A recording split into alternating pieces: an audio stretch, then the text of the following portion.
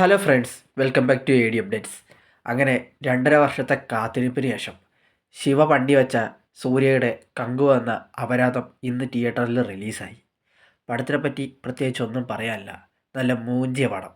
ശിവ അറിഞ്ഞ് പണിയിട്ടുണ്ട്. 4 പടം അജിത്തിനെ വെച്ച് ചെയ്ത് അതിൽ 2 പടം ബ്ലോക്ക് ബസ്റ്ററായി. അവസാനത്തെ 2 പടം നല്ല ബോംബുമായി. അങ്ങനെ അജിത്തിനെ ഫീൽഡ് ഔട്ടാക്കി.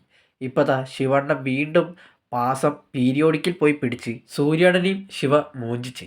അങ്ങനെ ഹിറ്റില്ലാത്ത 13ാമത്തെ വർഷത്തിലേക്കും സൂര്യണ്ണൻ കടക്കുകയാണ്. ഇജാതി ക്രിഞ്ച് പടം എന്ന് പറഞ്ഞു കഴിഞ്ഞാൽ ആ ലെവല് ക്രിഞ്ച് പടം. തുടക്കത്തിലുള്ള ആ 20 മിനിറ്റൊക്കെ ഫ്രാൻസിസ് എന്ന ക്യാരക്ടറിൻ്റെ കണ്ണാപ്പിക്കളിയാണ്. പിന്നെ ദിശ പട്ടാനിയൊക്കെ എന്തിനാ കൊണ്ടുവന്നതെന്ന് അറിയില്ല. പിന്നെ യോഗി ബാബു, എൻ്റെ പൊന്നോ, ഇജാതി ചളി. സൂര്യയുടെ ഏത് പടം എടുത്തോട്ടെ, പടം മൂഞ്ചിയ പടമാണെങ്കിലും ഡയറക്ഷനും മ്യൂസിക്കും എല്ലാം മൂഞ്ചിയതാണെങ്കിലും സൂര്യയുടെ പെർഫോമൻസ് ബേസിലും ആ പടത്തിൽ നമുക്കൊക്കെ കാണാനും ആസ്വദിക്കാനും ഉണ്ടാവും. എന്നാൽ കങ്കുവയിൽ അങ്ങനെയല്ല. ഇതിൽ സൂര്യനല്ല യൂസ് ചെയ്തിട്ടുള്ള സൂര്യയുടെ ഫിസിക്ക് മാത്രമാണ്. സൂര്യ മൊത്തം അലറി വിളിച്ച് കാറി പൊളിക്കുകയാണ്. ആ മനുഷ്യൻ്റെ 2.5 വർഷത്തെ എഫേർട്ടൊന്നും ഈ പടത്തിൽ കാണാനില്ല. അങ്ങനെയാണ് ശിവ പണി വെച്ചേക്കുന്നത്.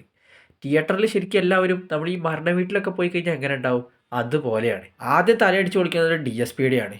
കൊള്ളാവുന്ന ഒരു മ്യൂസിക് പോലും പടത്തിൽ അവൻ യൂസ് ചെയ്തിട്ടില്ല.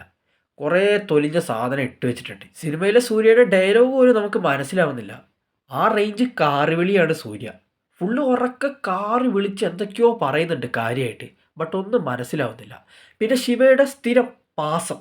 നോർമൽ കൊമേഴ്ഷ്യൽ ഫിലിമിൽ പാസം ഇനി വർക്കാവില്ല എന്ന് കണ്ടറിഞ്ഞ ശിവണ്ണൻ ഇനി ഒരൊറ്റ വഴിയേ ഉള്ളൂ, പീരിയോഡ് ഫിലിമിൽ പോയിട്ട് പാസം തേമ്പി വെക്കാം. അങ്ങനെ അവരാധിച്ചു വെച്ചൊരു പടമാണ് കങ്കുവ. അതിന് നമ്മുടെ സൂര്യണ്ണൻ ബലിയാടാവുകയും ചെയ്തു. ലാഗടിച്ച് നമ്മളങ്ങ് ഇല്ലാണ്ടാവും. ഫസ്റ്റ് ഹാഫ് ഒന്നും സഹിക്കാൻ പറ്റൂല. എന്നാൽ സെക്കൻഡ് ഹാഫിലേലും എന്തെങ്കിലും ഉണ്ടാവുമെന്ന് വിചാരിച്ചാലോ, അതുമില്ല.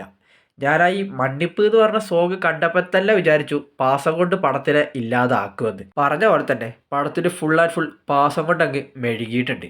ശിവയുടെ സ്ഥിരം ക്ലീശ പാസം. അതൊക്കെ വർക്കാവുന്നുണ്ടോ, അതുമില്ല. ഞാൻ ഇന്നലത്തെ വീഡിയോയിൽ കങ്കുവയുടെ ഇൻസൈഡ് റിപ്പോർട്ടായിരുന്നു ഇട്ടിരുന്നത്. അത് അത്യാവശ്യം പോസിറ്റീവ് രീതിയിലാണ് വന്നത്. ഞാനും അത്യാവശ്യം പോസിറ്റീവ് തന്നെയാണ് പറഞ്ഞത്. എന്നിട്ടും എന്നെ കമൻറ്റിൽ വന്ന് ഒരുപാട് സൂര്യ ഫാൻസ് തെറി വിളിച്ചിരുന്നു.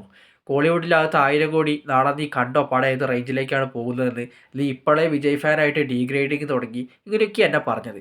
നിങ്ങൾക്ക് ആ വീഡിയോ കണ്ടു കഴിഞ്ഞാൽ മനസ്സിലാവും ഞാൻ അതിൽ എവിടെയാണ് ഡീഗ്രേഡ് ചെയ്തതെന്ന്. അതിലെ ക്രൂവിലുള്ള ആൾ വൻ പോസിറ്റീവാണ് പറഞ്ഞത്. ഞാൻ പറഞ്ഞത് ആ പടത്തിലൊരു ക്രൂവിലുള്ള ആൾ പറയുമ്പോൾ നമ്മളത് മുഴുവനായിട്ട് വിശ്വസിക്കരുത്. കാരണം പടത്തിനെ പറ്റി അതിൽ വർക്ക് ചെയ്ത ഒരാൾ ഒരിക്കലും മോശമായിട്ട് പറയില്ല എന്നാണ്. ഇപ്പം എങ്ങനെ ഇരിക്കണേ? 2.5 വർഷത്തെ കാത്തിരിപ്പ് വെറുതെയായി. ശിവ അറിഞ്ഞു തന്നെ നമുക്ക് പണി തന്നു. ട്രെയിലർ കണ്ടപ്പോഴേ ഞാൻ പറഞ്ഞു കാർത്തി ഒരുമാതിരി കോമഡി സാധനമായിരിക്കുന്നു. പറഞ്ഞ പോലെ തന്നെ കാർത്തിൻ്റെയൊക്കെ സീരിയൽ തിയേറ്റർ മൊത്തം ചിരിക്കലും കൂവലും ആയിരുന്നു. പിന്നെ സെക്കൻഡ് പാർട്ടിലേക്കുള്ള ഒരു ലീഡോ എന്തിനാണാവോ എന്തോ. വെറുതെ സെക്കൻഡ് പാർട്ട് അനൗൺസ് ചെയ്തിട്ട് ഇനി ആ പടം ചെയ്യാതിരിക്കുന്നതായിരിക്കും ശിവയ്ക്കും ടീമിനും നല്ലത്. എനിക്കിതൊന്നുമല്ല, ഈ സൂര്യക്ക് എന്ത് കണ്ടിട്ട് ഇമാതിരി ഹൈപ്പ് പറഞ്ഞേന്നാ. സിനിമയിലെ എല്ലാ ഡയറക്ടേഴ്സും ക്രിയേറ്റേഴ്സും വാ പൊളന്ത് പാക്കുന്നാണ് സൂര്യ പറഞ്ഞത്. വായല്ല പൊളത്തെ, വേറെ എന്തെങ്കിലുമൊക്കെ ആയിരിക്കും. എന്തിനാ ഇങ്ങനെ ഓവർ ഹൈപ്പ് കൊടുക്കുന്നത്? ആദ്യം ഗ്രീൻ സ്റ്റുഡിയോൻ്റെ തലമണ്ട അടിച്ച് ഓടിക്കണം. അവൻ്റെ 2000 കോടി എക്സ്പെക്റ്റ് ചെയ്യൽ തേങ്ങയാണ്. പടം ഒരു 300 കോടി കിട്ടിയാൽ കിട്ടി. ഇനിയിപ്പോൾ കമൻറ്റിൽ വന്ന് കുറേ പേര് പറയണം ഞാൻ ഡീഗ്രേഡ് ചെയ്യാതെ. പോയിട്ട് എല്ലാവരും റിവ്യൂ എടുത്തതാണ്, ഫുള്ള് നെഗറ്റീവ് റിവ്യൂ ആണ്.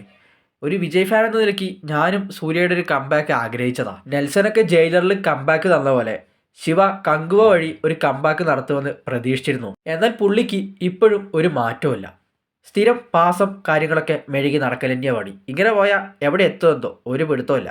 ഗെയ്സ്, ആരും ഒന്നും വിചാരിക്കരുത്. പൈസ പോയതിൻ്റെ ഫ്രസ്ട്രേഷനിൽ പറഞ്ഞതാ. ആ ലെവല് മൂഞ്ചിയ പടമാണ്. വെറുതെ രാവിലെ എണീച്ച് പോയി പൈസയും കൊടുത്ത് പടവും കണ്ട് ഇജാതി ഒരു കൂറവസ്ഥ എനിക്ക് ഇതിനു മുമ്പ് ഒരു പടത്തിൽ നിന്നും കിട്ടിയിട്ടില്ല. ഞാൻ ഇതുവരെ പറഞ്ഞത് എൻ്റെ ഫ്രസ്ട്രേഷൻ്റെ പുറത്ത് പറഞ്ഞതാണ്. ഇനി എന്തെങ്കിലും ഉണ്ടെങ്കിൽ നിങ്ങൾ കമൻറ്റിൽ പറയുക. Okay, by.